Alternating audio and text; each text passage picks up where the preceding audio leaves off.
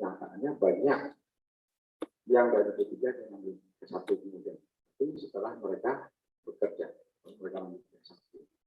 Nah, tadi beberapa macam alasan. Salah satunya sebenarnya kenapa saudara kita mempermudah lebih gampang yang dari D3 yang ambil S1 kemudian.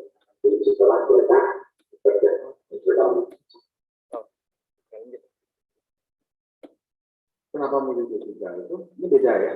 D3 farmasi sama juga ada keperawatan, ada S1 keperawatan, ada medis. Tapi menurut ketentuan peraturan perundang-undangan, ya, dan dikatakan tenaga kesehatan itu level pendidikannya minimal D3 farmasi.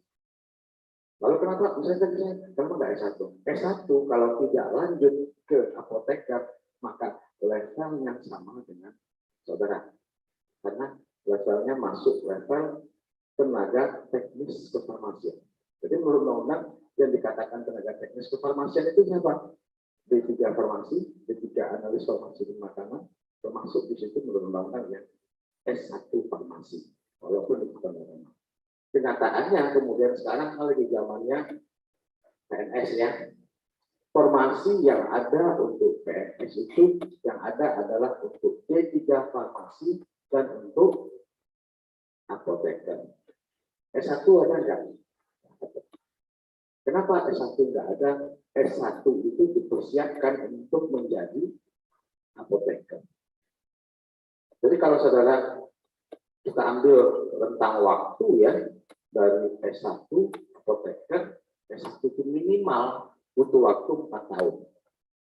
Kemudian lanjut ke apoteker butuh waktu 1 tahun, 5 tahun. Kenyataannya paling cepat nanti 5,5 sampai 6 tahun. Nah ketika tamat S1, nggak langsung bisa loncat ke apoteker. Tunggu dulu sampai program apoteker dibuka. Kalau nggak lanjut dari S1, nggak lanjut ke apoteker, terus mau jadi PTK, sama dengan saudara. Levelnya sama. Maka banyaklah ini tadi saya pakai ambil D3 farmasi saja. Dan di PNS tidak ada formasi untuk S1 farmasi. Yang ada formasi untuk D3 dan bedanya salah satunya itu jangka waktunya juga lebih lama, setelah tentu biaya juga lebih besar. Nah, kita akan bicarakan mengenai apa saja sih secara umum itu ya, mengenai perbedaan antara D3 S1. D3 itu vokasi, S1 farmasi itu bukan vokasi. Itu non vokasi dipersiapkan untuk menjadi apoteker. Tapi kalau saudara mau lanjut, nanti saya mau lanjut sarjana, Pak, boleh nggak? Bisa, nggak bisa. Tapi saran saya kerja dulu. Ya, kalau sudah kerja, kemudian untuk S1, ambil apoteker. Tapi kita di biaya cukup. Memang untuk D3 farmasi, karena sampai sekarang jumlahnya masih kecil ya lulusannya, maka kebutuhannya juga sangat tinggi. Rata-rata senior saudara yang sudah tamat itu banyaknya bekerja di 2 tempat, tidak cuma 1. Kenapa? Tingginya kebutuhan untuk lulusan D3 farmasi. Oke, apa ketentuan yang akan saudara lakukan di perkuliahan di D3 farmasi slide berikutnya? Jadi kalau kuliah itu beda dengan SMA ya. SMA sistemnya saudara kan sistemnya yang pertama tentu yang selama satu itu semester kedua ya. Sistemnya kan semester ya. Semester 1, semester 2, semester 3. Saudara tidak bisa kelas 1 ngambil ke kelas 2 di SMA bisa enggak? Enggak bisa. Tapi di perkuliahan nanti bisa. Kalau nanti ada istilahnya SKS, ada IP. Kalau dulu saudara di di bangku sekolah rapor ya, kita tidak mengenal rapor, kita tidak mengenal ranking, kita mengenal KHS, KRS. KRS itu kartu rencana studi, KHS itu kartu hasil studi. Jadi nanti dari kartu hasil studi itu yang tertulis di situ adalah IP, indeks prestasi. Kalau saudara dari SMA mungkin ranking berapa. Tapi di perguruan tinggi kita tidak menggunakan istilah ranking.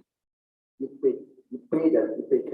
IPK itu apa? Kalau IP itu per semester, indeks prestasi per semester. IPK itu indeks prestasi kumulatif. Oh, semester 1 misalnya IPK saudara 3, semester 2 3,2, maka IPK saudara adalah 3,1 tambah 3,2 dibagi 2 3,1. Itu IPK-nya. Lalu dalam next ya, ada nanti ada bagi dulu nih. Ada karya tulis ilmiah. Kalau di S1 namanya skripsi, kalau saudara namanya KTI, lebih sederhana daripada skripsi. Kemudian ada ujian komprehensif.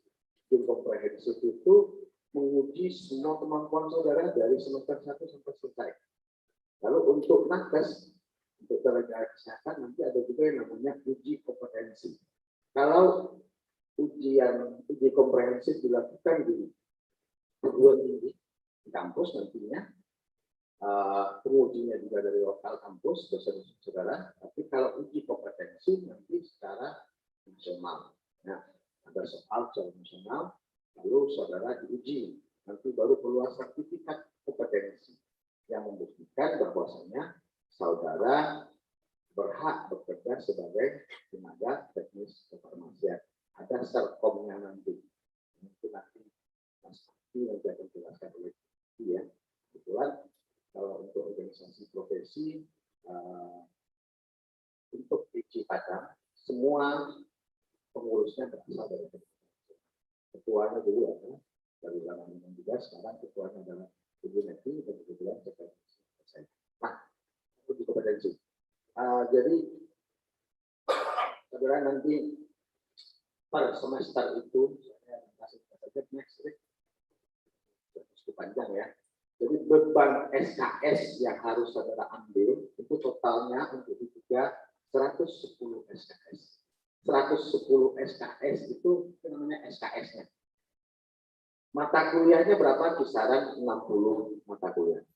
60 sampai 70. Lalu ngitungnya SKS itu bagaimana? Satu mata kuliah ada yang 1 SKS, ada yang 2 SKS, ada yang 3 SKS. Jadi kita ngitungnya sistemnya SKS, sistem kredit semester. Kalau saudara pas SMA kan mata pelajarannya, kalau di perguruan tinggi mata pelajarannya ada, tapi kemudian dihitung ada nilai mata pelajaran itu. Apakah mata pelajaran itu 2 atau 1 SKS. Jadi tiap mata kuliah nanti bobot SKS-nya itu bisa berbeda. Misalnya saudara di semester 1 nanti ada anatomi fisiologi manusia, ya 2 SKS.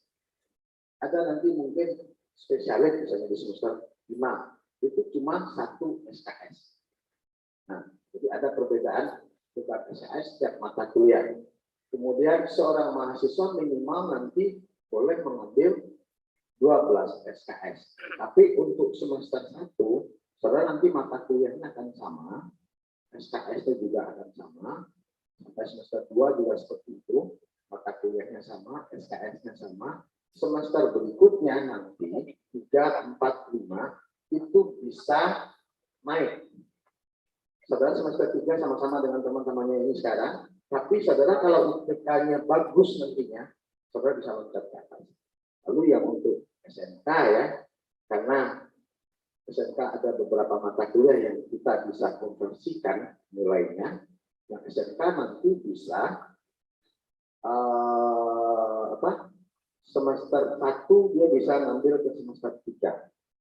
Semester 2 dia bisa ngambil ke semester 4. Jadi yang SMK nanti bisa dia gabung kuliah dengan teman-teman yang sekarang, tapi juga bisa gabung dengan teman yang di atasnya.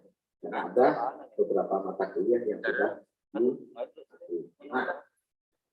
jadi satu orang mahasiswa itu nanti bisa 24 SKS. 24 SKS itu paling sekitar 6 atau 8 mata kuliah saja. Karena nanti kita lihat per mata kuliah bobotnya akan juga berbeda-beda. Lalu nanti saudara di sini juga nanti akan dibagi ada namanya pembimbing akademik. Kalau dulu di SMA ada wali kelasnya. Nah, Nanti ada pembimbing akademik saudara yang itu sebagai tempat saudara mengkonsultasikan masalah akademiknya. Jadi mau masalah, saya mau mengambil kertas, nilai saya jadi gimana solusinya. Semua permasalahan kuliah saudara nanti saudara bisa konsultasikan dengan pembimbing akademik. Jadi ada dosen PA-nya, saudara sekarang sekitar 70, itu nanti akan dibagi-bagi siapa saja dosen PA-nya. Semua masalah yang berhubungan dengan perkuliahan saudara itu bisa saudara komunikasikan dengan dosen PA-nya. Walaupun pada kenyataannya itu juga ada mahasiswa itu bukan cuma konsultasi masalah akademik, masalah pribadinya juga. Saya rasa dosen PA-nya bisa-bisa saja. Karena sebenarnya pada hakikatnya dosen PA itu adalah pengganti orang tua saudara di kampus ini.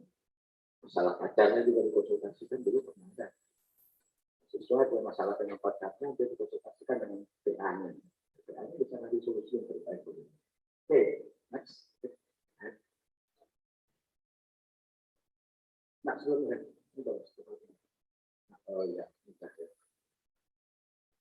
Oke, lalu nanti saudara isi KRS-nya nanti ditandatangani oleh pembimbing akademiknya.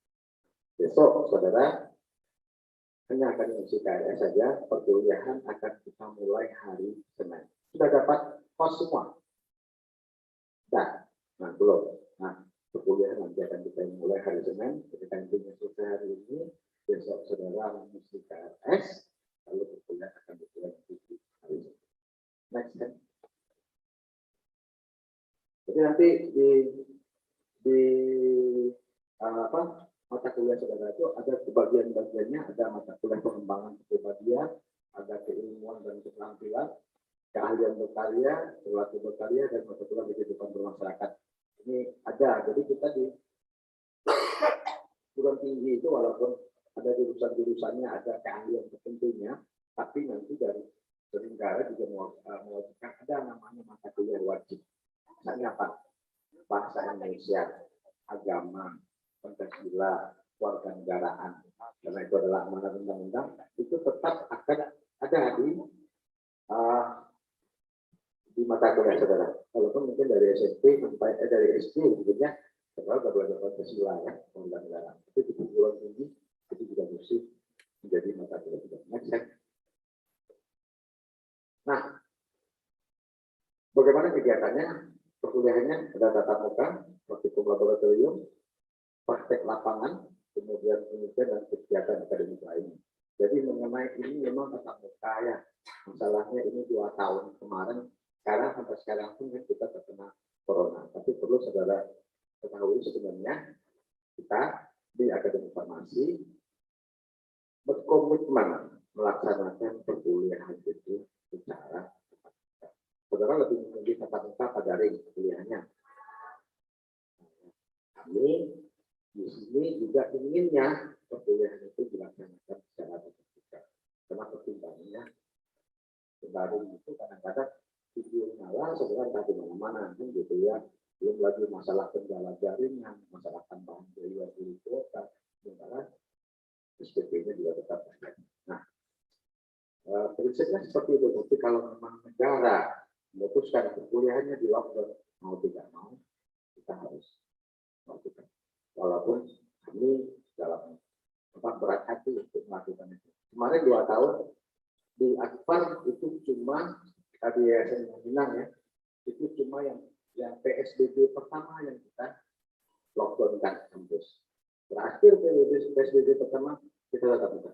Sampai kemarin terjadi lonjakan COVID di Sumatera Barat, khususnya di Kota Padang, bermasalah kita lakukan secara daring.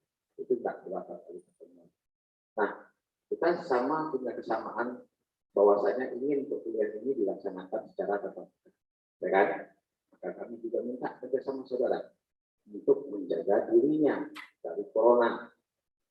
Masker, facial, tidak berkeluyuran tempat-tempat keramaian, bisa kita jaga jarak. Biar kita tetap perkuliahan ini bisa dilaksanakan secara tatap muka. Karena kalau peningkatannya tinggi nanti mau pasti itu memutuskan lockdown. Kenapa? Kita paksakan kita masuk tetap muka, kita mau, dosen mau, mahasiswa mau, nanti pemerintah melarang. OPT khususnya. Nah, jadi tolong diterapkan prokesnya sehingga kita memang bisa tetap berkuliah tetap muka. Bagi saudara yang memiliki gejala soal perkuliahan nanti ya, demam, sakit dan segala macamnya, kasih tahu ke PA-nya, kasih tahu ke dosen pengampu mata kuliahnya, atau kasih tahu ke saya selaku bagian akademik untuk saudara tidak mengikuti perkuliahan.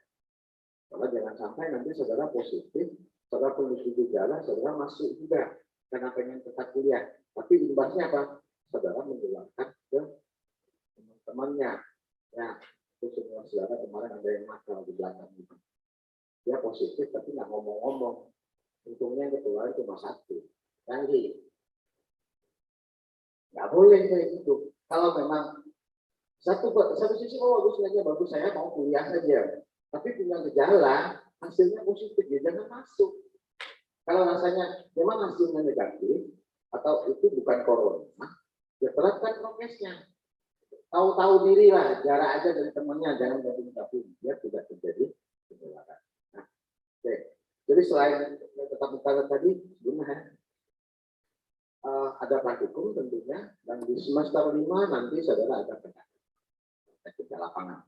Ya. PKL, biasanya juga kita melakukan kegiatan kunjungan industri ke Pulau Jawa. Tapi 2 tahun, setahun ini enggak, karena corona ini biasanya kita ada ke Bandung ya, sampai Farma, Kimia Farma, Kombipar, pabrik jamu sudah muncul, air mancur, itu biasanya kita kunjungi. Nah, next. Oke, next saja kan. Saja. Jadi dibagi nanti 6 semester ya. Kemudian saudara di awal perkuliahan saudara mengisi KLS. Besok saudara akan mengisi KLS. Lanjut ya. Nah ini kalau saudara mau ngambil ke atas misalnya karena etikanya bagus, saya ngambil ke atas saja lah. Itu dikonsultasikan dengan pembimbing akademik. Karena nanti yang punya potensi bisa naik ke atas itu yang dari lulusan SMK farmasi. Tapi yang reguler bisa nggak? Bisa juga kalau memang kemampuan saudara kita lihat bagus. Kemarin dulu juga ada dia loncat ke atas mata kuliahnya, tapi dia ikut mata kuliahnya gabung dengan pada tingkatnya. Lanjut. Kemudian karakteristiknya ini bobotnya 4-6 SKS. Nanti di akhir ya KDI-nya. Next ya. Kemudian evaluasinya untuk mengetahui penyelenggara akademik sedang boleh kembali dari mahasiswa atau dosen nanti di akhir semester tentu ada ujiannya, nanti itu ada ujian mid semester, ada ujian semester, kemudian saudara akan dikeluarkan KHS-nya, kartu hasil studinya. Nah, mungkin saya mau sederhanakan saja bagaimana cara menentukan IP dan IPK saudara. Dan tolong dibantuin buka slide baru dan new slide saja dan bisa dijelaskan cara perhitungan dekat. Buka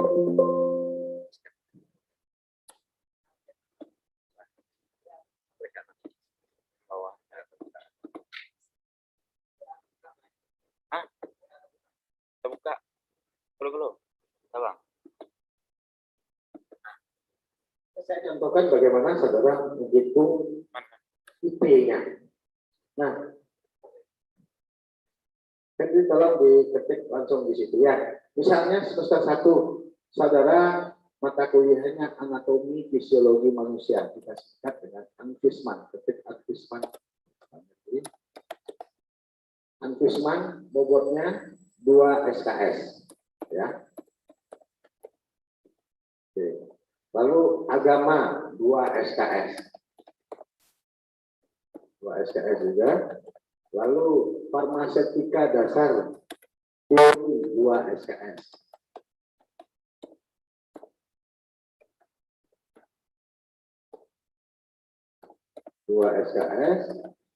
Farmaseutika praktek 4 SKS misalnya ya. Kemudian kimia dasar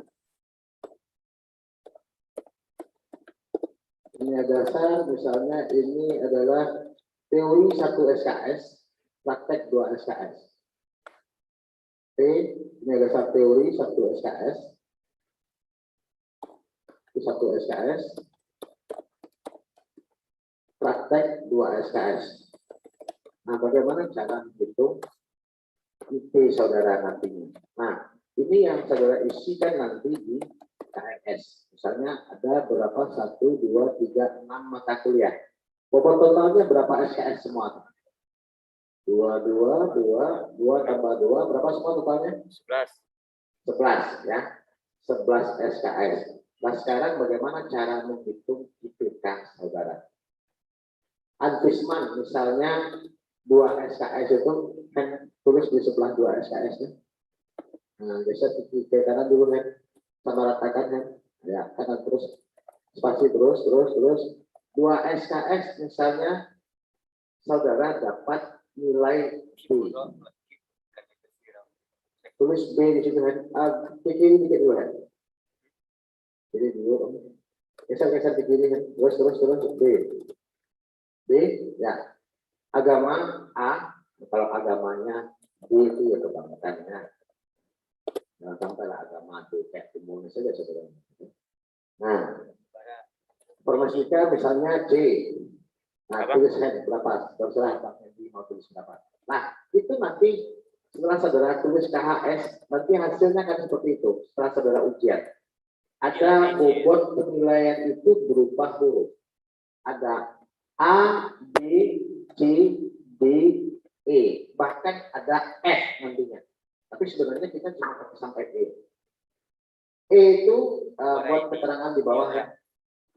A itu bobotnya adalah 4. Angkanya kalau saudara dapat nilai A, maka bobotnya adalah 4. B bobotnya adalah 3. C bobotnya adalah 2. D bobotnya adalah 1. E itu 0. Kalau saudara nanti ini bobot penilaiannya ya. Nanti yang keluar itu kan IP ya. IP itu berupa angka, tidak berupa huruf itu. Jadi itu tolong dihitung berapa nilainya IPK mahasiswa itu. Tuliskan nilainya, ada bobot B itu sama dengan berapa? 3 kali 2. Jadi misalnya itu adjustment saudara dapat B ya. B itu bobotnya tadi berapa? 3. Kita kalikan dengan 2 sama dengan 6. Jadi bobot saudara itu adalah B-nya langsung kan sudah ada keterangannya. Itu kan 2 SKS. Jadi B itu adjustment-nya 3 dikali langsung tulis B sama dengan 6. Asal dari B itu bobotnya 3, kita kalikan dengan jumlah SKS-nya. Jadi sama dengan itu 6.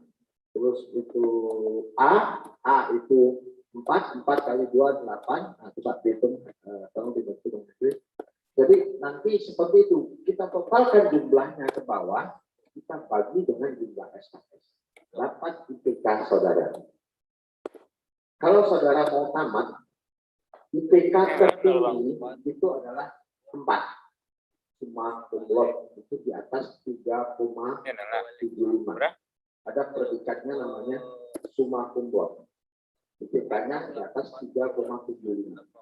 Kalau kumlot itu 3 sampai 3,75 itu kumlot. Kumlot itu dengan ujian. Lalu di bawah itu ya tambah apa? 6 3 kali 8 2 B tambah 32. Kalau saudara tamat, kalau tinggi itu tentu lebih bagus ya. Nah, kalau saudara lihat di pengumuman lowongan pekerjaan diterima bagi sama dengan minimal 2,7. Sering seperti itu.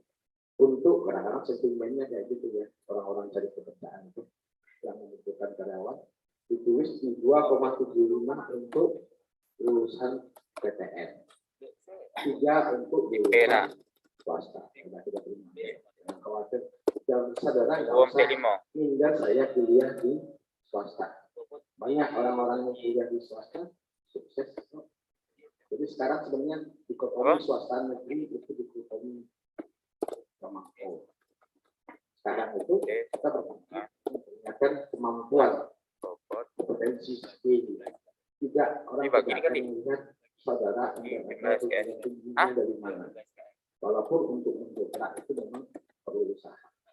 Saya membantu. Nah, jadi perguruan tinggi swasta banyak, nanti kita lihat di lowongan pekerjaan itu dibutuhkan IPK-nya 3, minimal 3,0. Artinya apa? Kalau saudara mau tamat dengan nilai paling bawah IPK 3, semua mata kuliah saudara nilainya minimal harus apa? Harus B. Jangan ada E, apalagi D. Nah, karena kalau saudara misalnya punya nilai D, maka itu butuh, kalau satu SKS nilai D poinnya berapa? 2 kan? Nah, maka untuk bisa dia menjadi IPK saudara tidak anjlok, ya, tetap di atas 3, berarti saudara harus punya satu mata kuliah, satu SKS nilainya apa? A. Baru dia bisa bintang. Itu IPK-nya jadi berapa? Kalau di slide show, kita lihat totalnya berapa? Nah, 27. Poinnya adalah 27 poin, 6 tambah 8 tambah 6 tambah 6 tambah 7. 6 kali 3, 18, 19, ya. Total bobot nilainya kan B, A, B, B, D, E, ketika ditotalkan 6, 8, 6, 6, 1, bobotnya adalah 27. SKS-nya totalnya berapa? Tadi 2 SKS, 2 SKS, 2 SKS, tambah 1 SKS, itu kan 11 SKS. Maka nanti IPK-nya, kalau dengan 2,4 digeser ya, itu sama dengan IPK. Geser-geser. Yang 2,4 SKS dulu. Nah, itu artinya apa? Kalau saudara nilainya kayak gitu, maka nanti IPK-nya adalah 2,45. Bisa tamat? Bisa tamat? Bisa. Kita punya ketentuan. Ketentuan peraturan akademiknya, saya nggak buka satu-satu slide-nya karena panjang dan waktunya terbatas ya. Saudara boleh membawa nilai D, ya, satu mata kuliah nilai D. Boleh. Kalau misalnya nilai saudara semuanya C, ya, lalu ada yang D1, lalu ada yang B, bisa menutupi nilai yang B tadi, maka saudara boleh sebenarnya. Tentu nanti ijazah saudara nggak kepakai karena IPK-nya rendah. Ya. Jadi usahakan nanti tamat IPK-nya semuanya di atas 3 semua. Nah, jadi itu cara menghitung ininya, menghitung IP dan pembobotan nilai dalam mata kuliah.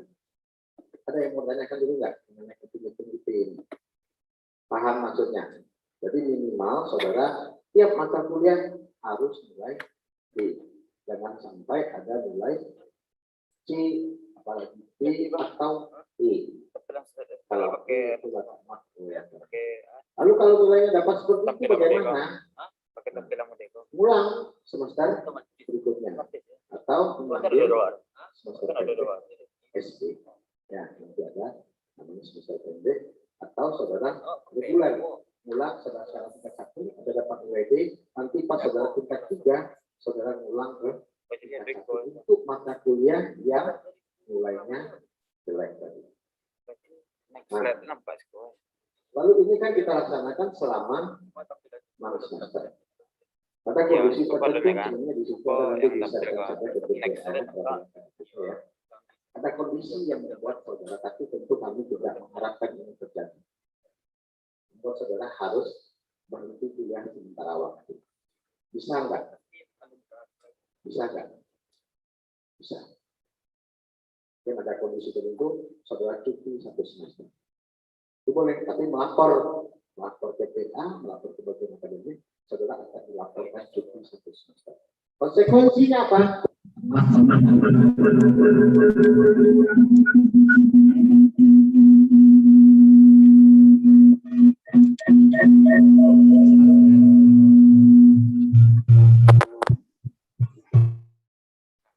Tamat saudara menjadi bentuk 4 tahun. Saudara paling lama boleh di akademi farmasi berapa lama? 4 tahun. Lebih enggak? Kalau S1 itu bisa sampai 6 tahun. Kenapa? Sistem ini bukan berbeda. Tapi apakah saudara mau tamat 4 tahun? Mau tamat 4 tahun? 3 tahun aja. Kenapa? Lowongan pekerjaan banyak sekali ini. Sekarang masih. Kemarin saya juga masih telepon butuh 3 orang PTK. Tapi senior saudara sudah pada kerja semua. Jadi ada peluang lagi tapi dengan dimanfaatkan. Lalu bagaimana masalah lain-lainnya? Ada yang tanya nggak?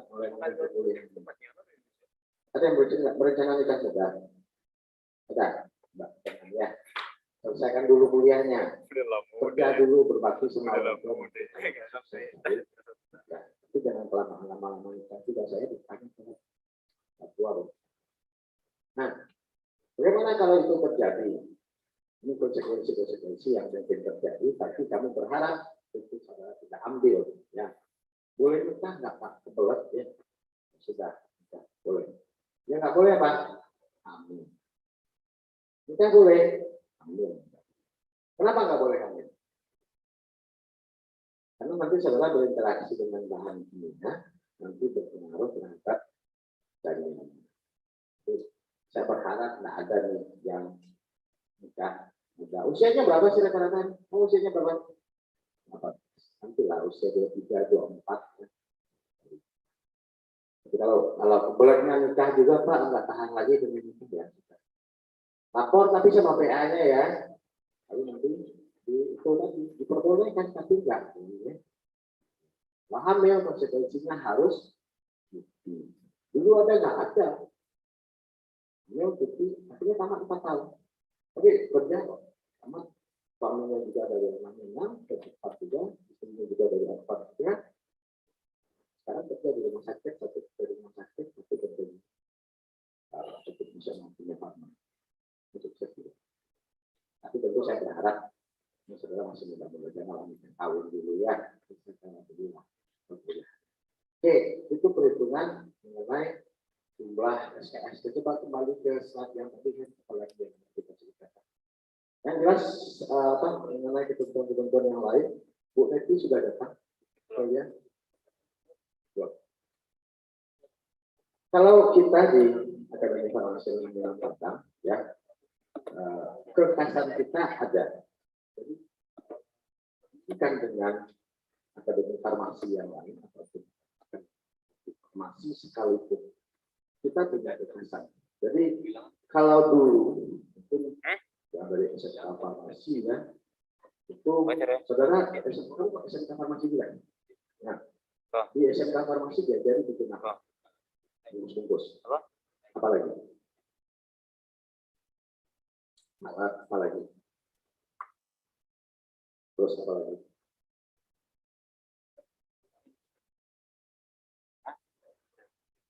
Sirup. Itu yang lain apa? Sudah suntik, ada belajar. Nah, kalau tadi kita cerita kalau mengenai peraturan cara studi, saya rasa saudara bisa lihat nanti yang penting tentu mengenai IPK berapa SKS secara lalui ya. Lalu di farmasi nanti kan saudara belajar memang bagaimana meracik obat bungkus ya. Kalau dari dulu ya zaman saya juga dari tamatan SMF. Kalau SMF dulu kan sekarang sudah jadi SMK Farmasi ya. Saya ini dulu dari SMF juga. Bu Neti, Direktur Akbar itu juga dari SMF juga. Bu Selvi juga dari SMF juga. Nah dari SMF, lalu lanjut ke S1 Farmasi sampai ke S2 Farmasi. Di SMF memang kita belajar ngaji bungkus obat. Nanti itu ya, nah, akan di awal-awal akan ada seperti itu salah bungkus, bikin kuliah, bikin salep, bikin sabun, bikin apa, balsam, bikin pomade, kalau yang cowok-cowok ini mau dibikinkan pomade yang rambutnya kayak apa? Bisa. Mau. Kamu beli pomade, kamu pakai pomade? Enggak, siapa yang pakai pomade? Ada yang pakai pomade? Nggak ada yang pakai pomade? Pakai minyak goreng semua. Ini cowok-cowok nggak ada yang pakai pomade, nah, kamu pakai pomade kan? Kenapa? Bisa. Ini ada kemarin, cepat nggak ada di sini ya? Cepat.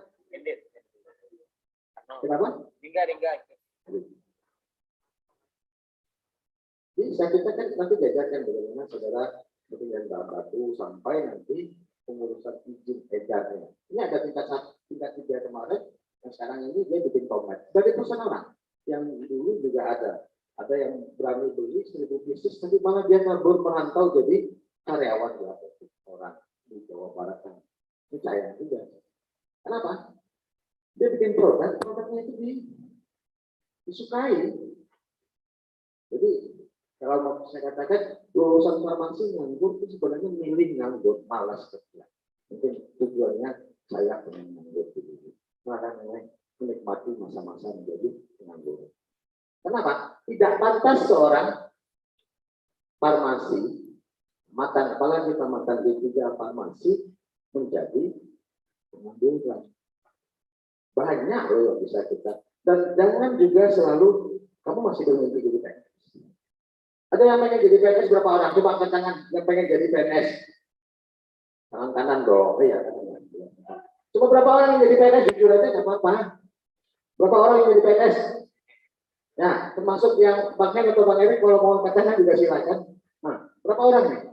Beneran nih segini cuma. Sisanya nggak mau jadi PNS. Kamu nggak mau jadi PNS. Nah, yang sana kenapa nggak mau jadi PNS? Kamu kenapa pengen jadi PNS?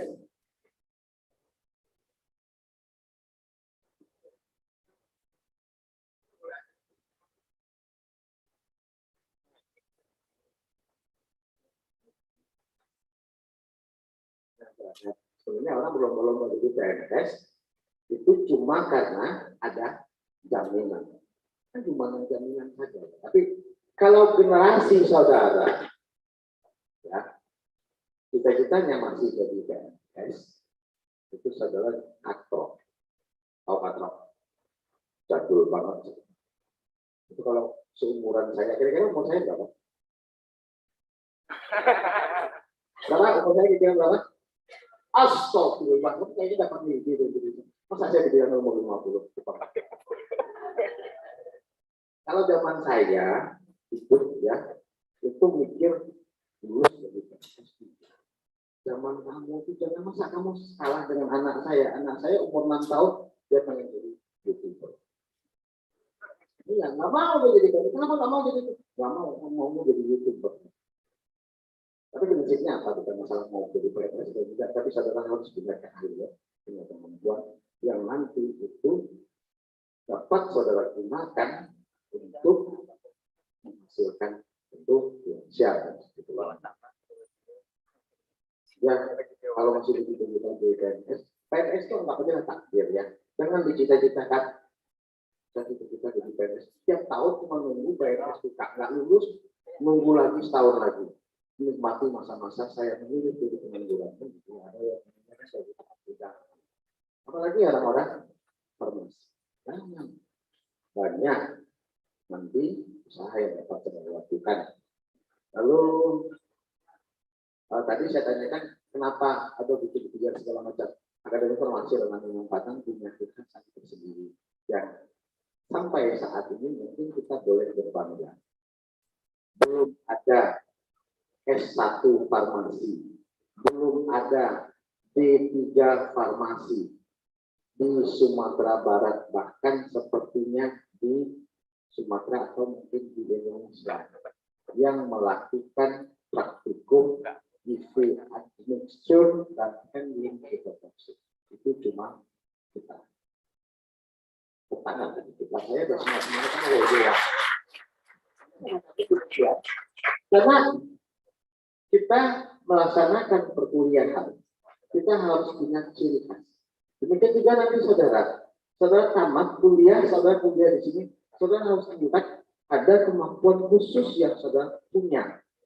Bukan cuma sekadar bangga-banggain ijazah saya tamat D3, banyak yang butuh ijazah saya, yang cuma bangga-banggain itu. Memang nanti tamatan saudara nggak datang pun orang berani bayar, iya.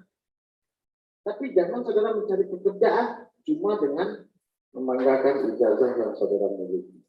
Yang harus saudara banggakan apa? Kemampuan. Kita membekali saudara dengan kecerdasan khusus di bidang pencampuran obat suntik dan penanganan obat-obat kanker.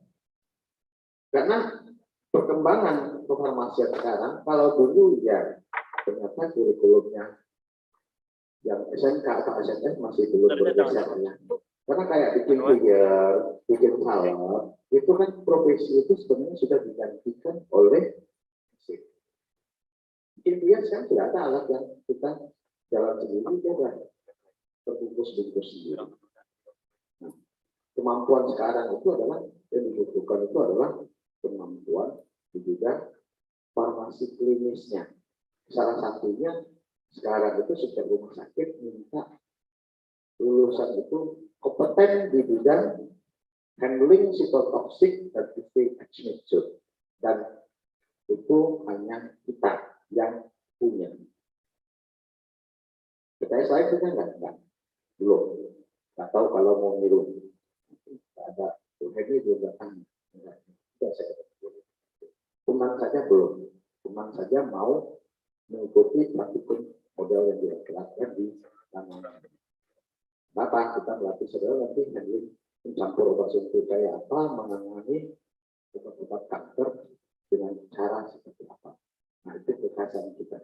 Karena kita mengikuti kurikulumnya, mengikuti perkembangan atau kebutuhan dan di dunia kerja. Nah, penilaiannya nanti tentu setiap akhir semester setelah mendapatkan AS tadi sudah diajarkan dengan cara berikutnya. Tolong next, Eric. Berikutnya. Itu ada ujian UTS, UAS, dan ujian akhir ya. UTS di tengah semester, nanti juga ada ujian akhir, dan juga nanti tentu nilai-nilai tugas. Yang pasti tentu juga kehadirannya. Tapi yang ingat saudara perlu perlu saudara ingat. Kuliah itu tidak hanya bercerita tentang IP. IP saya 4, IP saya 3,5.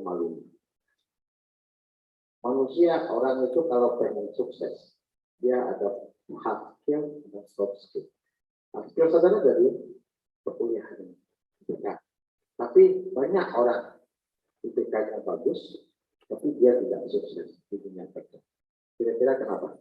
Kenapa duduknya kayak gitu, Mas? Kenapa? Banyak orang yang IPK-nya bagus, tapi kemudian malah tidak sukses. Yang sukses malah yang rada-rada batu-batu dikit, tapi saya tidak mau dapat jalan itu. Agak nakal-nakal sedikit, nakal banget. Kira-kira kenapa? Yang IPK-nya tinggi itu banyak juga yang tidak sukses. Apa? Nanti dengan teknologi juga akan cerita. Banyak juga yang seperti itu. Malah yang IPK-nya biasa-biasa. Tapi kalau IPK-nya jelek, ya akan sebenarnya pemalas. Karena kemampuan itu, orang itu tidak hanya menilai dari IPK saudara, tapi juga kemampuan lain yang namanya soft skill. IPK saudara bagus, 3,95, semua kumlot ya. Lalu masuk kerja wawancara, saudara nggak bisa ngomong. Keluar model lipat, tahu model lipat? Lipat tahu. Nah, yang dia mau ditanya dia, modelnya terus gimana orang mau terima saudara bekerja? Itu kemampuan berbicara itu juga keahlian, ketekunan, ketelitian. Itu yang harus saudara tunjukkan, bukan cuma sekedar IPK. Tapi IPK, ijazah IPK merupakan salah satu jalan untuk saudara sukses. Kenapa demikian? Kalau IPK saudara rendah, IPK-nya 2,75, saudara melamar ijazah saudara diterima apa enggak? Lamaran saudara diterima apa enggak? Terima enggak? IPK-nya 2,5 masuk tong sampah. Karena persyaratannya apa? Tadi persyaratannya adalah 3. Ini pembuka jalan itu ya ijazah dan IPK tadi. Nah, kemudian setelah saudara berada di lingkungan kerja, yang dibutuhkan apa? Orang nggak lihat lagi IPK saudara. Yang dilihat adalah kemampuannya, keahliannya. IPK-nya 3, ada yang 3,9 atau 4. Bisa jadi lebih sukses yang 3 tadi. Kenapa? Dia bisa bergaul, bisa berkomunikasi dengan baik, keahliannya dia juga punya. Walaupun akademiknya nggak 4. Tapi salah satu jalan untuk membuka itu, saudara mau bekerja tadi, atau saudara buka usaha tadi, itu terlihatlah kemampuan akademik saudara, itu terlihat dari IPK-nya tadi. Kalau IPK-nya jelek, ya tentu tadi saudara sudah tidak mungkin lagi melamar kan. Oh, mau buka usaha sendiri. Gimana mau buka usaha sendiri? Oh, saya mau bikin komet. Nilai farmasetikanya D, gimana mau bikin komet? Kan artinya apa? Keilmuannya juga tidak ada. Jadi harus berimbang antara apa? Skill sama soft skill. Kalau cuma saya kuliah aja, saya nggak mau gaul-gaul sama teman, ya jangan. Kan kita sukses itu bukan karena apa? Kita baca buku terus nggak kayak gitu. Tahu lagi juga ingat pergaulan yang orang positif. Ya. Next sekali, kalau yang berikutnya bercerita nanti. Ya, ada multiple choice, ada benar salah, bentuk lainnya, ada ujian lisan. Kita komprehensif nanti ujiannya lisan, ujian akhir lisan. Kalau misalnya untuk uji kompetensi sekarang jadi momo itu adalah setelah tamat, sedang harus uji kompetensi. Itu masih multiple choice. Setelah waktu sekian menit, sekian jam, saudara harus sudah selesai mengerjakan sekian ratus soal. Jadi dari sekarang saudara dilatih untuk bacanya itu pemahamannya itu harus cepat, jangan baca kayak anak SD, BA, BU, lama ya, baca optionnya. Setelah kita tahu yang takut jawabannya adalah ini. Jadi biasa, jangan sampai saya paling suka ngasih soal apa? 2 lembar folio penuh nggak cukup jawaban saya. Dan saya kasih waktu sekian menit aja langsung kita tingkat. Karena saya ingin melatih saudara berpikir cepat, nggak mikirnya lama apa ya kira-kira itu artinya saudara nggak siap. 1 menit, 1 jam 2 lembar folio 4 jawaban saudara akan penuh dengan jawaban saudara. Kenapa kita harus berpikir cepat? Jadi nanti ada ujian option tadi, pilihan objektif tadi betul salah, ada isi, kemudian ada pisang. Yang nggak mau takut-takut gitu, dengan takut-takut ngomong, nggak berani jelasin ngomong. Dan kalau kena marah ya jangan keder duluan ya. Kalau saya baiknya kak, yang belakang saya baik kan? Jangan takut nanti saya marahin diri terus saya nggak mau kuliah lagi, jangan kayak gitu. Kenapa? Saya mungkin nanti kalau saudara, mungkin saya nanti bilang saudara paling pemarah di apa? Tapi saya tidak pernah membenci mahasiswa. Kenapa saya marah? Karena saya ingin melihatkan saudara kondisi real di lingkungan kerja seperti itu. Saudara, nanti kalau saudara kerja selalu di saya ya, dengan nyaman ya. Kalau saudara salah, dibiarkan saja. Oh, nggak apa-apa, kerjakan lagi gitu. Enggak kan? Pasti dimarahi. Coba nggak pernah kena marah. Tahu-tahu kena marah pasti drop. Saudara harus siap. Kenapa?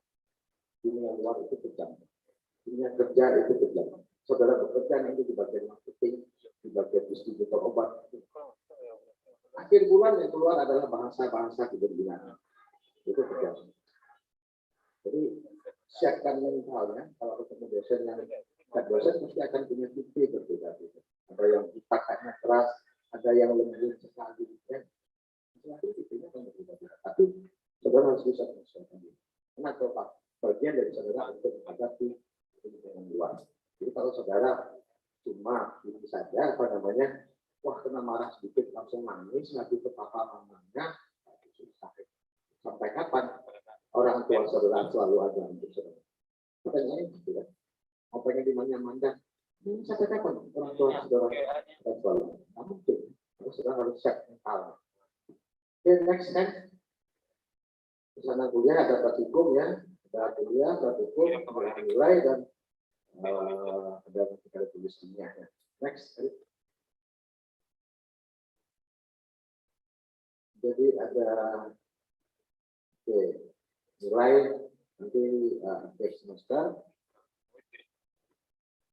Nilai UAS tadi paling kurang 40%. Nanti ada kita akan bikin ketentuan baru, ada nilai UAS, nilai akhir, nilai UTS, kehadiran tugas itu akan kita ini. Jadi prinsipnya selama saudara hadir kuliah masuk ya, itu nanti pasti dosennya. Tapi kalau saudara jarang kuliah, jarang datang, mungkin saja saudara tidak dapat itu pertimbangan. Nah, jadi kan kita nanti kan sistem SKS tadi, 2 SKS itu minimal pertemuannya adalah 90 menit. Ya, 1 SKS itu 45 menit. 2 SKS 90 menit. Jumlah pertemuannya berapa? 14 kali pertemuan. 14 kali pertemuan sama UTS dan UAS totalnya itu adalah 16 kali.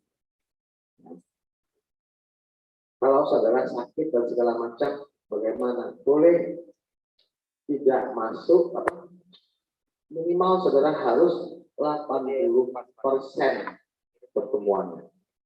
Ya, jadi kalau 14 kali pertemuan, 80% dari 14 berapa? Jadi sekitar 12 kali pertemuan saudara harus hadir. Ini ya cowok-cowok, jadi anak-anak yang sekarang juga cuma cowoknya, yang cowok itu juga mulai pertemuan juga. Dan yang lain, dari uang itu susah. Kamu adalah orang-orang beruntung yang orang tuanya mampu dan mau menguliakan saudara. Di luar sana banyak orang yang mampu secara akademik, maaf ya, lebih mampu dari saudara, tapi tidak punya kesempatan untuk melanjutkan pendidikan ke jenjang yang lebih tinggi karena ketidakmampuan orang tua. Jadi saudara bersyukurlah di masa pandemi di mana semua perekonomian itu menurun, orang tua saudara masih mencarikan saudara dana untuk bisa kuliah. Ya. Nggak bisa saudara bayangkan. Kalau saya umuran saudara masih tahunya uang karena tahunya cuma itu. Tapi bisa nggak saudara bayangkan bagaimana orang tua saudara di luar sana mencari uang untuk kebutuhan saudara. Jadi jangan disia-siakan. Teman-temanmu banyak yang pengen kuliah tapi tidak bisa kuliah. Kenapa tidak kuliah? Kadang sampai nanti kuliahnya asal-asalan nggak masuk aja. Jadi bisa katakan 12 minimal 12 kali pertemuan. Nah, ini next Eric. Lalu yang tidak lulus tadi bisa ulang ya semester berikutnya atau melakukan melakukan perbaikan dengan SP. Nah, karena ini itu juga sudah datang, saya cukupkan sampai di sini dulu mengenai peraturan dan teknik akademik lainnya nanti akan bisa di perusahaan. Oke, wassalamualaikum warahmatullahi wabarakatuh. Oke, berikutnya nanti dari organisasi profesi PAFI ya, Persatuan Ahli Farmasi Indonesia, akan disampaikan oleh Ibu Neti Maharasari. Beliau Direktur Akademi Farmasi Ranah Lenang IA dan juga merupakan Ketua PAFI. Selamat datang Ibu Neti dengan seragam PAFI-nya. Mensosialisasikan mengenai organisasi profesi Persatuan Ahli Farmasi Indonesia. Jadi Ibu Neti ini adalah Ketua PAFI PC Padang. Dan sebenarnya juga Ibu Neti juga koordinator PAFI bidang pendidikan untuk PD Sumatera Barat. Silakan Ibu Neti untuk menyampaikan mengenai organisasi profesi.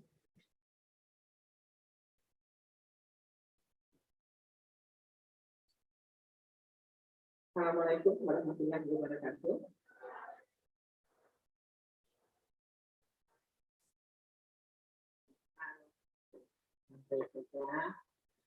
Sampai itu seriusnya.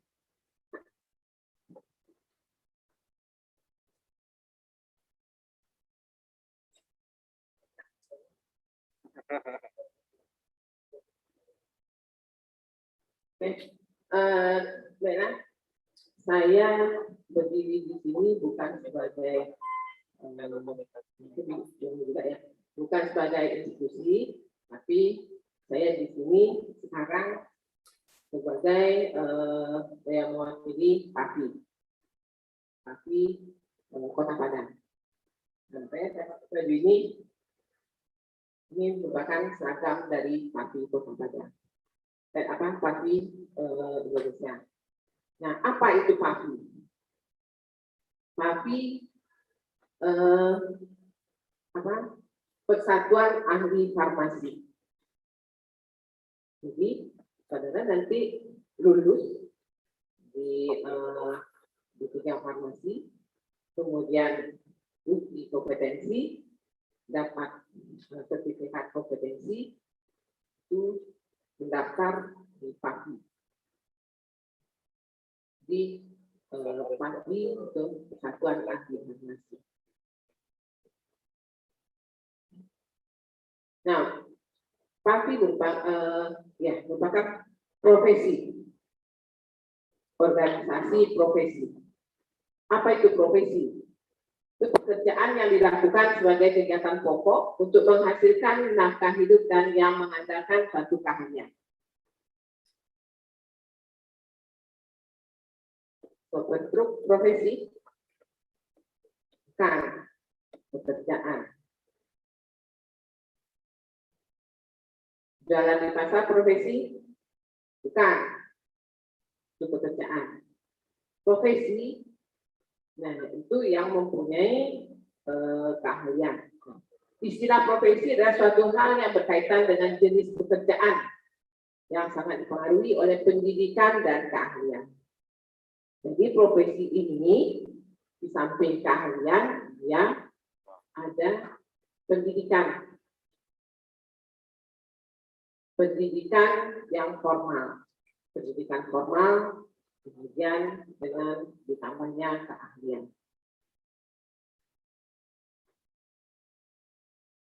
Ini menurut Wikipedia Indonesia, profesi dan pekerjaan yang membutuhkan pelatihan dan penguasaan terhadap suatu pengetahuan khusus.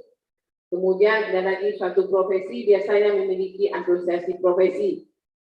Nah, kemudian ada kode etik, serta proses sertifikasi dan lisensi yang khusus untuk bidang profesi tersebut. Nah, contoh profesi ada di bidang hukum, kedokteran, apoteker atau tenaga teknis kefarmasian, keuangan, militer dan sebagainya. Kemudian seorang yang memiliki suatu profesi ini disebut dengan profesional. Jadi profesi itu pekerjaan yang membutuhkan pelatihan dan penguasaan terhadap suatu pengetahuan khusus. Itu yang profesi. Nah, profesi itu ada asosiasi profesinya atau ada suatu organisasi profesi. Ini profesi saudara nantinya kalau sudah tamat di Akademi Farmasi dan lainnya, inilah profesi saudara. Itu organisasi profesi, organisasi praktisi yang memiliki atau mempertimbangkan seseorang memiliki kompetensi profesional. Dia memiliki kompetensi profesional. Berarti, saudara nanti setelah selesai perkuliahan ada lagi uji kompetensi. Itulah kompetensi nasional. Uji kompetensi nasional. Tujuan dari organisasi profesi itu menjamin kualitas praktisi profesinya, kemudian menjamin keselamatan masyarakat dari profesi kerja praktisi profesi tersebut. Jadi di sini tujuan kita ada organisasi profesi ini tahu kualitas dari profesi. CTTK, tenaga teknis kefarmasian, tahu menjamin kualitas dari tenaga teknis kefarmasian. Kemudian menjamin keselamatan Seandainya ada kesalahan, kan biasa saja, bukan dengan sengaja ya, kekhilafan di saat bekerja. Nah, inilah fungsinya organisasi profesi. Organisasi profesi nanti akan maju atau akan menyelesaikan permasalahan-permasalahan sesuai dengan kemampuan atau sesuai dengan aturan. Ciri-ciri organisasi profesi itu hanya ada satu organisasi untuk setiap profesi. Apoteker misalnya, organisasi profesinya ada IAI. Dokter misalnya, ada IB. Bidan, IB. Bukan bidan Indonesia. Kemudian perawat PPSI, organisasi profesinya. Tenaga teknis farmasian, PAKI. Nah, saudara nantinya organisasi profesi saudara adalah PAKI. Nah, ikatan utama para anggota adalah kebanggaan dan kehormatan. Nah, tujuan utamanya menjaga martabat dan kehormatan profesi. Nah, kalau bukan kita yang menjaga martabat dan kehormatan profesi kita, siapa lagi? Nah, kemudian kedudukan dan hubungan antara anggota bersifat persaudaraan, kemudian memiliki sifat kepemimpinan kolektif dan mekanisme pengambilan keputusan atas dasar kesepakatan. Inilah organisasi profesi, ciri-ciri organisasi profesi. Nah, manfaat dari organisasi profesi ini, kalau tidak ada manfaatnya, kenapa kita capek-capek saja ikut organisasi? Ya, ada lagi persyaratan-persyaratan untuk organisasi. Mengembangkan dan memajukan profesi, menertibkan dan memperluas ruang gerak profesi, menghimpun dan menyatukan pendapat warga profesi, kemudian memberikan kesempatan pada semua anggota untuk berkarya dan berperan aktif dalam mengembangkan dan memajukan profesinya. Profesi kita yang harus mengembangkan dan memajukan profesi kita sendiri. Kemudian apa fungsinya? Fungsi organisasi profesi ini menetapkan standar profesi, memberikan rekomendasi izin praktek, kemudian menyusun dan memberlakukan kode etik, ada kode etik profesi, kemudian merencanakan, melaksanakan, dan mengawasi riset atau penelitian, kemudian merencanakan, melaksanakan, dan mengawasi perkembangan iptek. Selanjutnya, membina, mengawasi organisasi profesi tersebut, membina kerjasama dengan pemerintah, masyarakat, organisasi lainnya, kemudian membina kerjasama dengan organisasi profesi sejenis. Ini adalah fungsi dari organisasi profesi.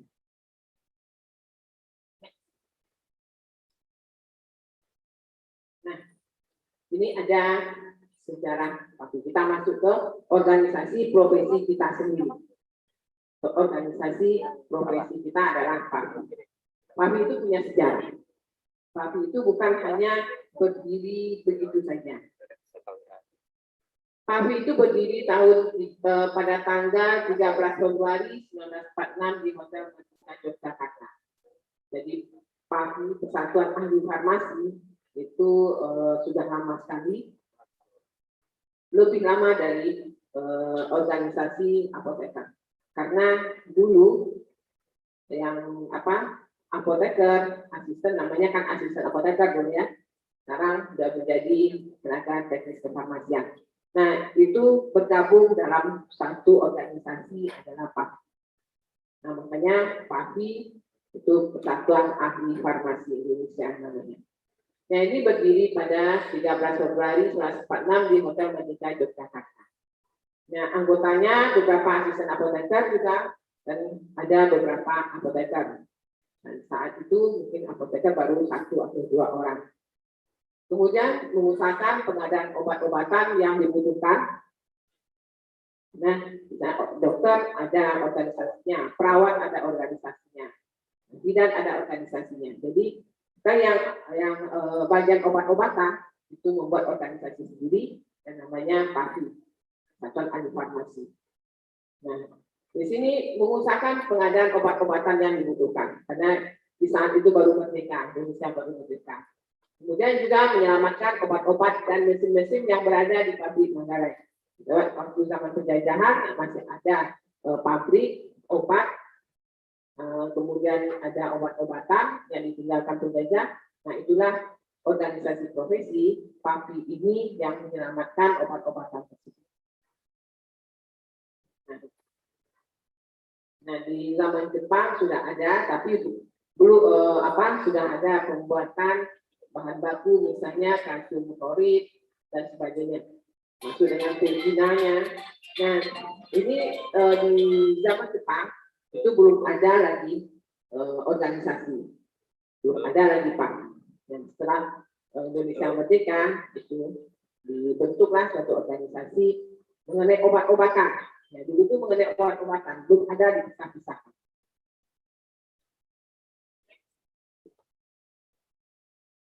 Nah, kemudian dengan berkembangnya organisasi sampai adanya aturan setiap organisasi harus mempunyai legalitas, harus ada SK dari Menkumhamnya. Nah, pada tahun 2016, tanggal 8 Agustus 2016, maka keluarlah SK Menkumham RI untuk PAFI, untuk pengesahan pendirian badan hukum dari PAFI.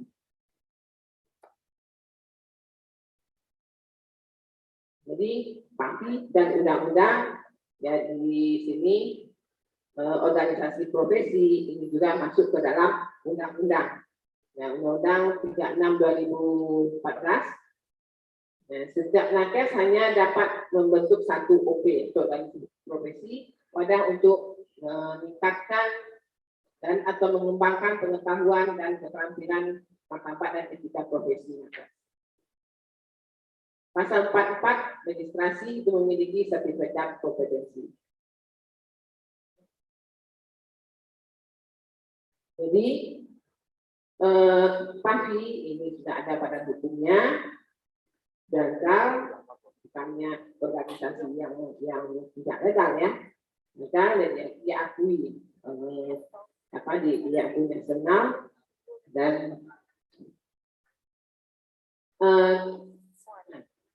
jadi organisasi suatu profesi ada strukturnya sama dengan struktur pemerintahan. Ada presiden, ada di bawahnya ada gubernur, kemudian ada bupati atau wali kota dan sebagainya di bawah. Nah, profesi organisasi PAFI ini juga ada pengurus pusat PP PAFI, pengurus daerah untuk PD PAFI untuk provinsi, kemudian pengurus cabang atau PC PAFI atau kabupaten dan kota. Nah, di sini pengurus pusat itu di Jakarta, pengurus daerah PD itu provinsi Sumatera Barat, dan pengurus cabang macam-macam. Jadi ada yang Padang, ada Bukit Tinggi, cabang Bukit Tinggi, cabang Padang, cabang apa lagi? Damas Raya, cabang Sejunjung. Ya, tiap kabupaten dan kota ada cabangnya, ada pengurus cabang, dan ada di sana juga berada kantor atau sekretariat dari PAFI. Kepanjangan tangan dari pusat daerah adalah di cabang.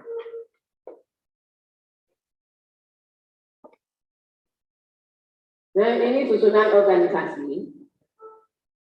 Nah, susunan organisasi PAFI yang ada sekarang. Ini pimpinan pusat sudah ada di Jakarta. Ketua umumnya adalah Ibu Mariani, SSI Apoteker. Nah, sekretariatnya di Jalan Percetakan Negara, Jakarta. Kemudian pimpinan daerah. Nah, kita masuk pimpinan daerah. Tadi kan ada PP, PD, dan PC. Nah, pimpinan daerah yang lokasi kita Sumatera Barat, ya di Provinsi Sumatera Barat. Nah, saat ini Ketua PD Sumatera Barat yaitu Bapak Dr. Andes Dasrial Munir, kemudian sekretarisnya Ibu Indrawati. Nah, sekretariatnya Jalan Ujung Gurun Padang. Nah, sebenarnya di sini di pimpinan daerah atau di PD ini kita saya dan Pak Fadli juga masuk ke pengurusan daerah. Tadi sudah jadi tanggung sama Pak Fadli. Pak Fadli merupakan wakil ketua 2 bagi PD Sumatera Barat. Nah, saya di bagian pengajaran, koordinator bidang pendidikan dan pengembangan. Kemudian pimpinan cabang Kota Padang, ketuanya sebenarnya Ketua Pak Yan Risma yang beberapa minggu lalu, sudah sebulan ya. Nah, sebulan lalu sudah mendahului kita. Pak Yan Risma ini juga merupakan keluarga kita Ranah Minang, keluarga Akademi Farmasi Ranah Minang. Beliau kepala bagian laboratorium, kepala lab di Ranah Minang. Kemudian wakil ketua saya sendiri, sekretaris itu Pak Bifaldi. Nah, sekretariatnya PC Padang, PC Padang itu di Akademi Farmasi Ranah Minang. Nah, kakak yang saya ini merupakan di sekretariat ya, bekerja di sekretariat PC Pabrik Padang. Nah, di setiap tingkat organisasi dilengkapi pula dengan Dewan Pertimbangan, Ketua 1, 2, dan Ketua Umum, serta bendahara dan biro-biro lainnya. Nah, di sini juga bendahara di Pabrik Cabang Padang itu Ibu Indah Kusuma, Espam. Beliau bekerja di di Puskesmas Seberang Padang. Lanjut. Keanggotaan dari PABI. Siapa-siapa yang bisa menjadi anggota PABI? Pertama, lulusan SAA, SMF, dan SMK Farmasi. Jadi SMK Farmasi masih bisa dimasukkan ke dalam PABI karena di ADRT PABI masih mencantumkan keanggotaannya termasuk SMK Farmasi, lulusan SMK Farmasi. Kemudian lulusan D3 Farmasi, kemudian lulusan S1 Farmasi. SMK Farmasi walaupun belum bisa lagi ya, tidak bisa lagi sekarang mendapatkan STRTTK, tetapi dalam keanggotaan masih bisa dimasukkan anggota PABI.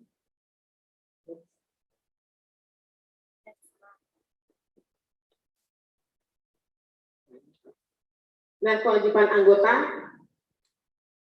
ini ada menjaga nama baik, keselamatan organisasi, melaksanakan dan mentaati sepenuhnya anggaran dasar, anggaran rumah tangga, standar profesi, kode etik dan sebagainya, memiliki kartu tanda anggota nasional KTAN. Jadi kalau tidak ada punya KTAN, itu belum lagi anggota PABI. Kemudian memenuhi ketentuan keuangan yang ditetapkan oleh organisasi. Ya, uang pendaftaran anggota, iuran anggota, pembayaran bulanan, membuat kartu anggota dan sebagainya. Kemudian berpartisipasi aktif dengan melaksanakan program kerja organisasi dalam rangka menunggu pengembangan organisasi. Ya, ada aturan-aturan dari organisasi. Ini adalah kewajiban dari anggota. Ada kewajiban, ada hak. Pada dalam hidup bukan hanya kewajiban saja, tapi ada haknya. Hak dari anggota ini menghadiri rapat. Anggota bisa mempunyai hak pertama menghadiri rapat, itu bisa rapat nasional, rakernas, dan sebagainya.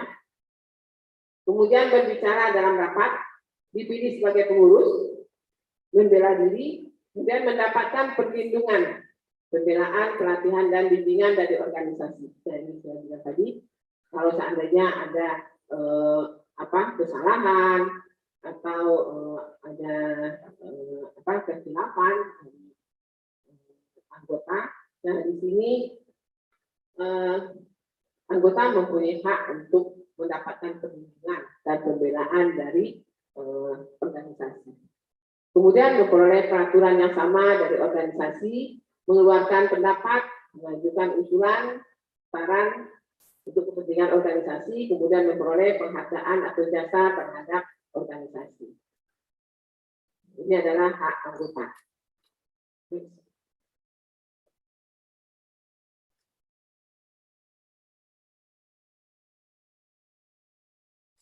Nah, ini mengenai asisten apoteker. Itu yang tadi adalah profesi. Kemudian kita masuk ke asisten apoteker. Dulu sebelum sebelum tahun 2009 masih ada 2006 ya terakhir itu masih ada SNM atau SAA. Nah sekarang SAA dan SNM itu ditutup, tidak ada lagi diharuskan untuk D3. Nah sampai tahun 2020 kemarin yang tamatan SMF, tamatan SMK Farmasi dan sebagai yang sederajat sama dengan SLTA itu masih ada atau masih memiliki STRTTK, surat tanda registrasi tenaga teknis kefarmasian. Tapi sekarang tidak ada lagi, tidak dikeluarkan lagi sesuai dengan peraturan, sesuai dengan undang-undang. Tenaga kesehatan minimal adalah D3, bukan SMA atau SLTA. Nah, dari itu yang dulunya adalah asisten apoteker namanya, sekarang menjadi tenaga teknis kefarmasian. Ini ada perubahan nomenklatur dari asisten apoteker menjadi tenaga teknis kefarmasian. Peraturan PP nomor 3296 tentang tenaga kesehatan. Asisten apoteker adalah tenaga kesehatan yang berijazah sekolah asisten apoteker atau sekolah menengah farmasi. Akademi farmasi, jurusan farmasi, politeknik kesehatan, akademi analis farmasi dan makanan, kemudian jurusan analis farmasi dan makanan, politeknik kesehatan, sesuai dengan peraturan perundang-undangan yang berlaku. Jadi asisten apoteker itu tenaga kesehatan yang dibiasakan mulai dari sekolah asisten apoteker SAA atau SNM sampai ke politeknik atau sampai D3. Kemudian peraturan pemerintah nomor 51/2009 tentang pekerjaan kefarmasian. Di sini diatur atau dinyatakan AA atau asisten apoteker ini tak ada lagi, diganti dengan tenaga teknis kefarmasian. Apa itu tenaga teknis kefarmasian? Itu tenaga yang membantu apoteker dalam menjalankan pekerjaan kefarmasian yang terdiri atas sarjana farmasi, ahli media farmasi, analis farmasi, dan tenaga menengah farmasi atau asisten apoteker. Nah, di sini sebenarnya tenaga menengah farmasi dan asisten apoteker di tahun 2020 sudah dihapuskan lagi. Ini sudah menjadi asisten tenaga teknis kefarmasian atau ATK.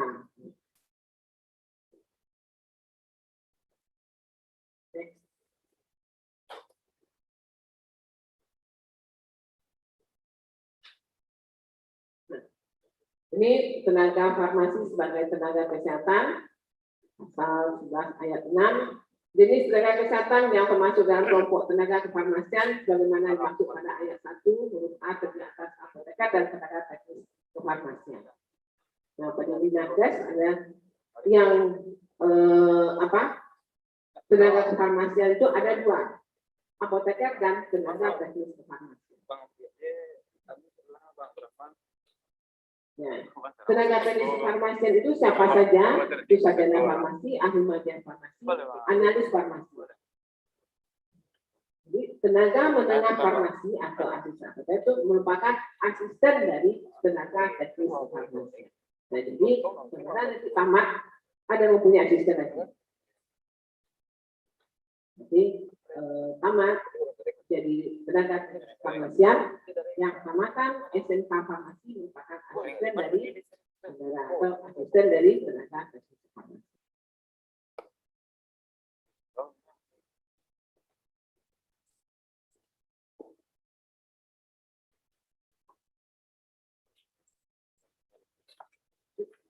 Kode etik tuh.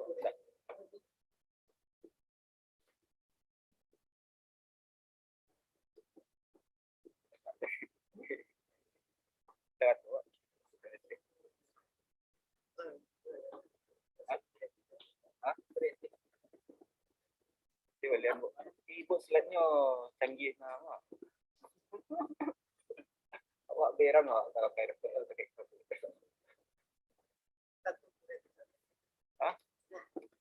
Kita masuk ke kode etik.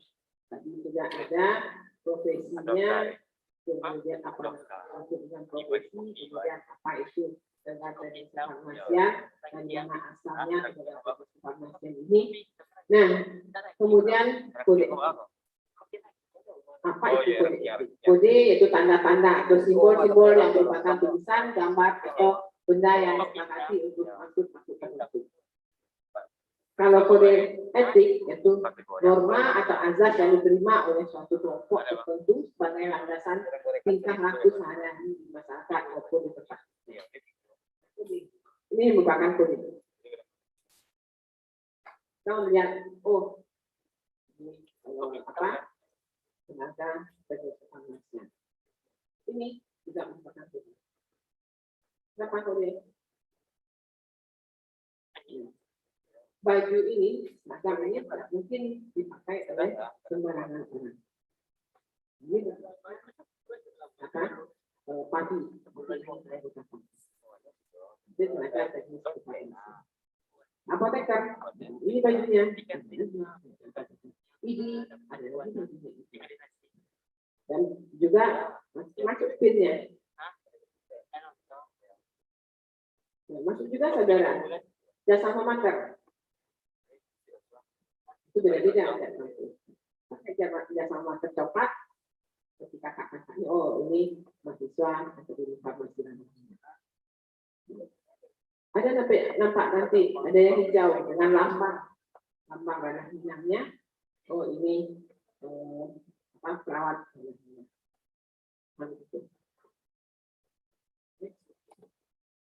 Nah, kode etik itu sistem norma, nilai dan aturan tertulis yang sangat tegas menyatakan apa yang benar dan baik dan apa yang tidak benar dan tidak baik bagi profesinya. Kode etik menyatakan tindakan apa yang benar atau salah serta perbuatan apa yang harus dilakukan dan harus dihindari. Itu kode etik. Kode adalah lambang. Ya.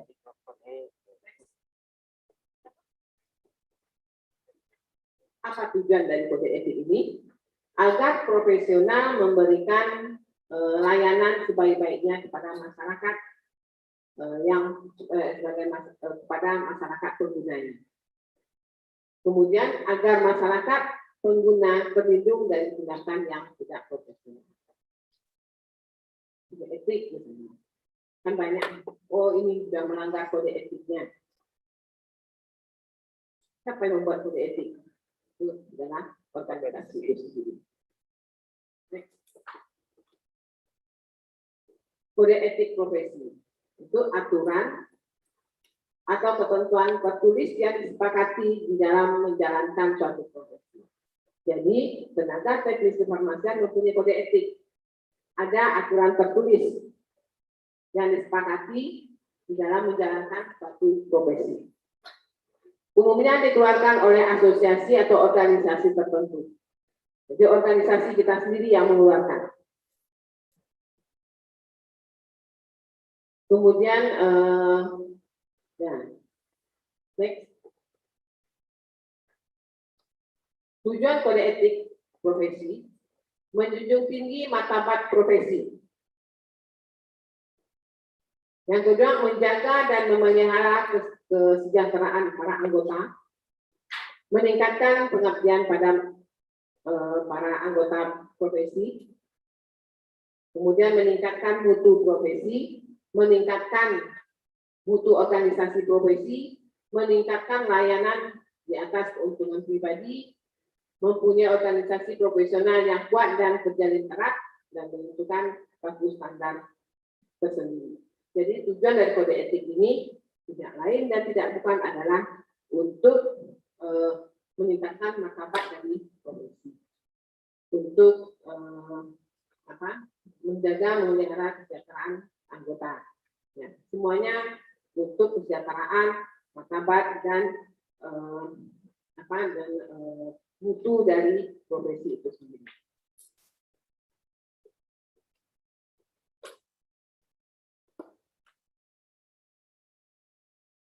Fungsi kode etik profesi ini memberikan pedoman bagi setiap anggota profesi tentang prinsip profesional yang digariskan.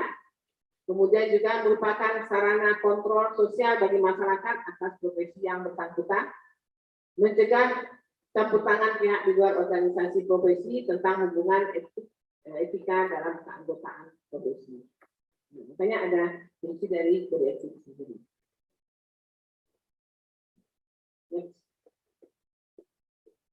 Nah, bagaimana dengan pelanggaran kode etik? Di sini, pelanggaran terhadap nilai-nilai yang seharusnya dijunjung tinggi oleh profesi itu, ini memperdagangkan jasa atau membeda-bedakan pelayanan jasa atas dasar keinginan untuk mendapatkan hubungan yang berlebihan, juga menyalahgunakan kekuasaan perbuatan yang sering dianggap melanggar kode etik profesi. Di sini, pelanggaran terhadap perbuatan pelayanan jasa profesi yang kurang mencerminkan kualitas keahlian serta yang kurang dapat bertanggung jawab menurut standar maupun profesi. Jadi di sini, pelanggaran kode etik profesi. Hanya kalau kita di farmasi, pelanggaran kode etik profesi, sebenarnya di masa pandemi ini banyak yang melanggar kode etik. Contohnya apa? Yang melanggar kode etik?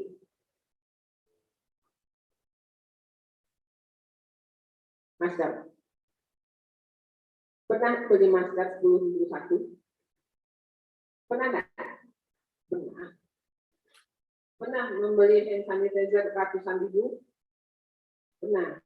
Sebenarnya itu melanggar kode etik. Kenapa? Kenapa?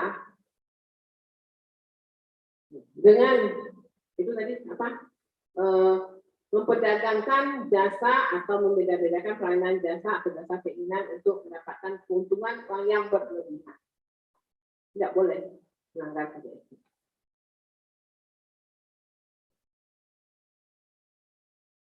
Apalagi kita masuk nakes, tenaga kesehatan, itu betul-betul tidak boleh melanggar kode etik. Merupakan ini kita merupakan pelindung masyarakat terhadap kesehatan dan khususnya obat-obatan dan alat kesehatan. Next. Kemudian ada sanksi pelanggaran dari kode etik ini. Ada sanksi moral dan sanksi dikeluarkan dari organisasi. Kalau kasus pelanggaran kode etik akan ditindak dan dinilai oleh suatu dewan kehormatan atau komisi yang dibentuk untuk kode etik ini. Nah, kemudian juga karena tujuannya adalah mencegah terjadinya perilaku yang tidak etis, seringkali kode etik juga memberisikan ketentuan profesional. ada kewajiban melapor jika diketahuan, kemudian ada ketentuan merupakan akibat logis dari self regulation yang terwujud pada kode etik. Jadi di sini yang melanggar kode etik seharusnya itu melapor ke organisasi. Itulah fungsinya organisasi.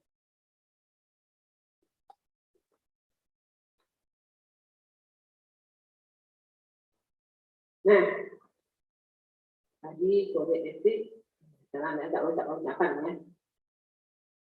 Harusnya ini penegak teknis kefarmasian tadi. Nah, lingkup pekerjaan dari kefarmasian. Apa lingkup kerja dari kefarmasian. Nah, nanti saudara tamat urus STR, STRPK, kemudian saudara bisa bekerja di mana saja.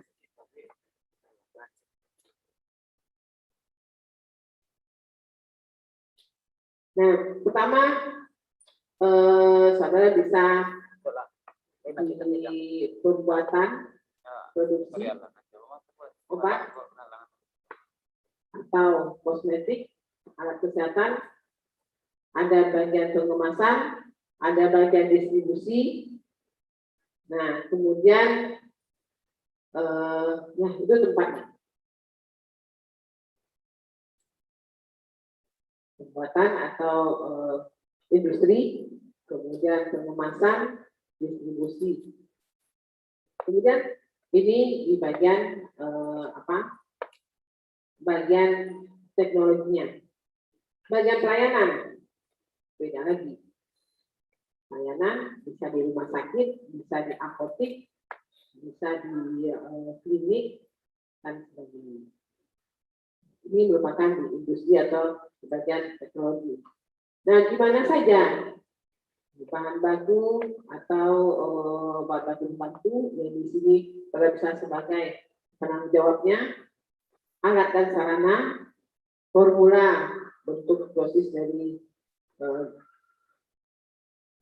obat tersebut dan metode produksi. Ini saudara bisa masuk ke sana di dalam produksi ya, dalam industri. Kemudian dalam pembuatan, ketiga farmasi lebih banyak diikut sertakan. Kemudian pengemasan ini juga bisa, distribusi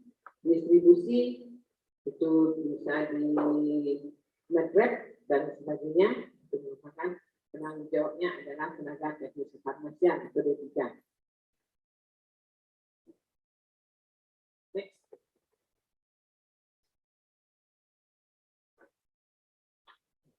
Ini lingkup pekerjaan farmasi, mulai dari pengadaan, produksi, pelayanan, distribusi.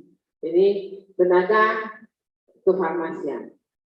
Tenaga kefarmasian ini mulai dari pengadaan dan di industri. Kalau di industri itu pengadaan bahan baku.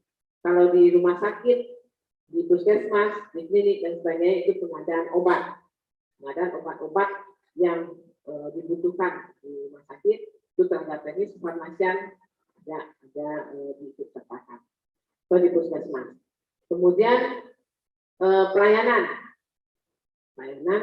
itu lebih banyak tenaga teknis kefarmasian daripada apoteker.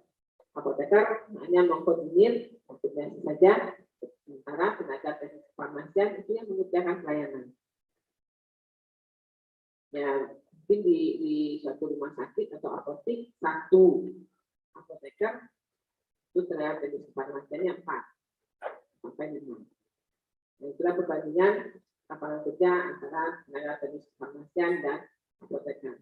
Kemudian bagian produksi ini juga tenaga teknis kefarmasian juga ikut sertakan dalam produksi suatu bagian obat, kosmetik dan sebagainya. Nah, kita juga belajar mengenai industri farmasi, kemudian farmaseutika, kemudian distribusi untuk penyaluran yang jelas untuk penanggung jawab alkes alat kesehatan dan bahan yang bisa dipakai itu adalah tenaga teknis farmasi.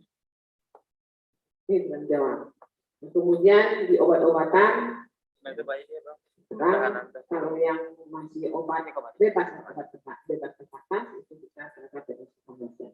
Kemudian juga distribusian toko obat. Toko obat, penanggung jawab toko obat. Toko obat itu bisa berdiri, bisa ada izinnya. Obat izin dengan adanya penanggung jawab tenaga teknis kefarmasian. Jadi makanya tenaga teknis kefarmasian ini dalam bekerja bisa mendapatkan 3 SIK. SIK atau SIK, surat izin praktek. Sesuai dengan jamnya masing-masing. Jadi bahagialah saudara yang masuk farmasi, karena sampai saat ini ya alumni farmasi masih banyak dibutuhkan, bahkan sampai 2-3 tempat bekerja. Karena tenaga teknis kefarmasian itu diberi hak, diperbolehkan mendapatkan 3 SIK atau SIP, surat izin kerja. Jadi pertama dapatkan dulu surat tanda registrasi atau STR PTK. Setelah itu lalu diurus di mana saudara nantinya bekerja, apakah di Padang atau di Painan atau di Solo. Nah, di dinas kesehatan setempat saudara nanti mengurus SIK-nya atau SIP. Nanti ada 3 tempat. Satu misalnya di rumah sakit, dari pagi sampai siang rumah sakit, siang sampai malam atau sampai sore itu di apotik, kemudian sore sampai malam itu di toko obat, itu bisa saja.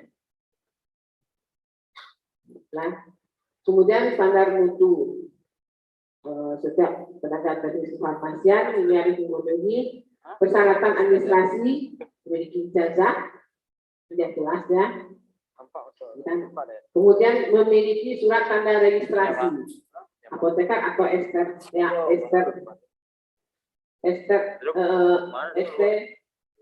PTK kalau untuk tenaga teknis kefarmasian. Kemudian memiliki sertifikat kompetensi. Itu nanti saudara akan ikut uji kompetensi. Kemudian memiliki surat izin praktek apoteker atau praktek tenaga teknis kefarmasian, itu yang SIK. Kemudian yang kedua menggunakan atribut praktek, antara lain baju praktek atau tanda pengenal. Selanjutnya wajib mengikuti pendidikan berkelanjutan dan mentaati serta mengikuti perkembangan peraturan undang-undang.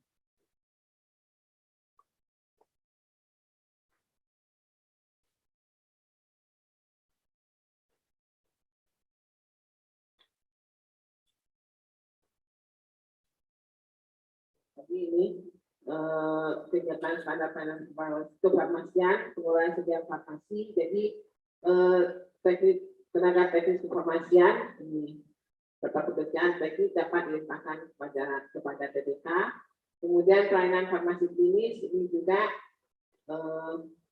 sudah diserahkan kepada TDK. Next. Nah, kemudian pengolahan sediaan farmasi, alat kesehatan dan bahan yang dipakai, dimulai dari apotik, puskesmas dan rumah sakit, ini juga lahannya saudara nantinya. Next.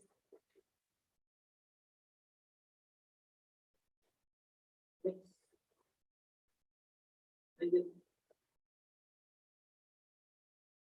Nah, tadi sudah ada tenaga teknis kefarmasian itu meliputi sarjana farmasi, ahli media farmasi, dan analis farmasi.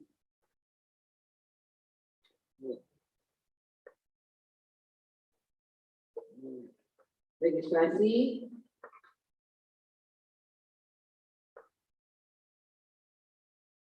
nah, STR PTK ini dikeluarkan oleh Menteri, itu Kementerian delegasikan kepada Kanwil Provinsi. Kemudian permohonan pada Dinkes Provinsi yang tempat menyelesaikan pendidikan ini dari mana asalnya, dari tempat menyelesaikan pendidikan itu diberikan untuk 5 tahun. Jadi 5 tahun itu diperpanjang.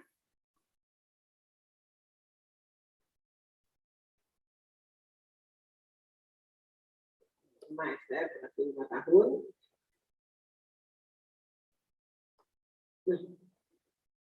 Nah, lanjut.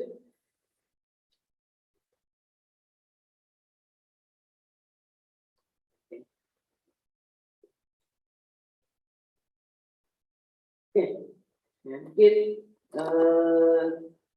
sekian kita demikian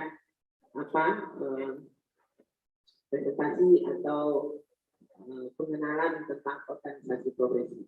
Jelas kalau bertanya nantinya, pada nantinya organisasi profesinya apa? Itu adalah PAFI, Persatuan Ahli Farmasi. Dimanapun berada, tetap organisasinya Persatuan Ahli Farmasi.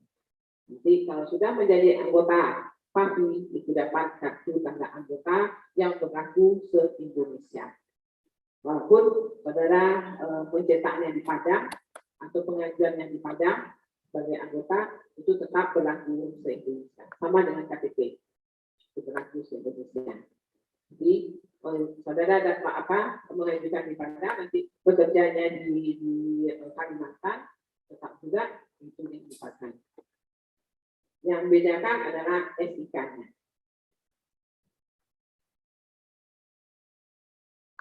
Oke. Ada pertanyaan?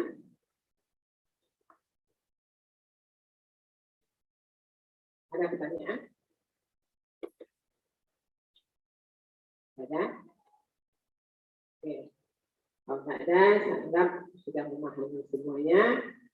Kita akhiri dengan wabillahi taufiq wal hidayah. Assalamualaikum warahmatullahi wabarakatuh.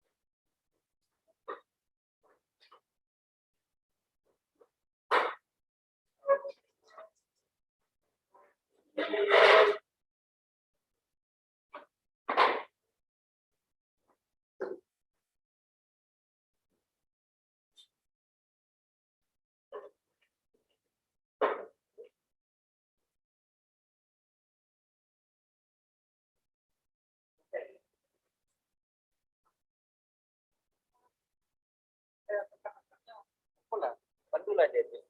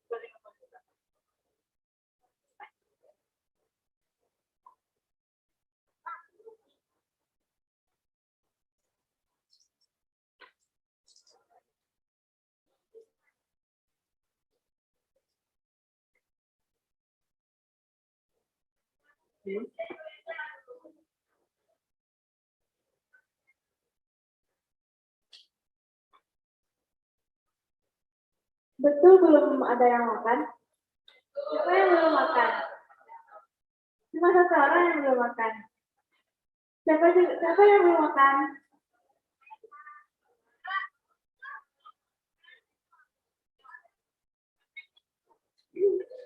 Nggak sarapan kalian dari pagi? Kenapa enggak? Salah deh. Kenapa tidak bangun pagi?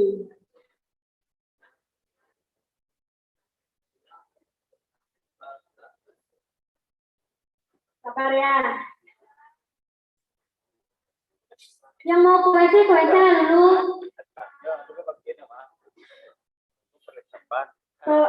Mumpung belum pemateri belum ada yang datang, bentar lagi datang. Siapa di sini bakatnya ada yang berbakat gitu? Ada mah. Ini semuanya pergi ke WC rame-rame. Serius. Siapa kemarin yang kena hukuman karena nggak kenal sama teman-temannya? Ayo. Cowok yang di situ. Oh iya, yang kemarin yang kena hukuman siapa? Aku tahu mau mukanya. Mending jujur aja. Semuanya tiga-tiganya keluar. Satu cewek, dua cowok. Satu pakai jilbab, satu enggak. Enggak, cewek kan dulu maksudnya. Dia pakai jilbab, enggak. Mending jujur aja lagi. Siapa yang di sini